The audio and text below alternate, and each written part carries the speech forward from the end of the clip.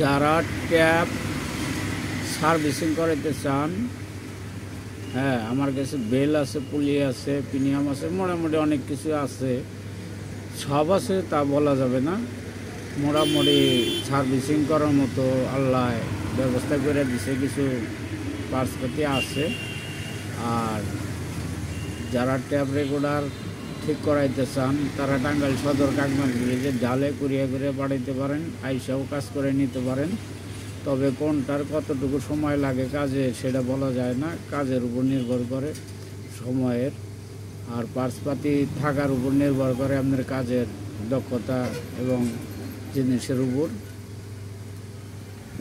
এই হলো আমার ইমো নাম্বার, সরাসরি নাম্বার।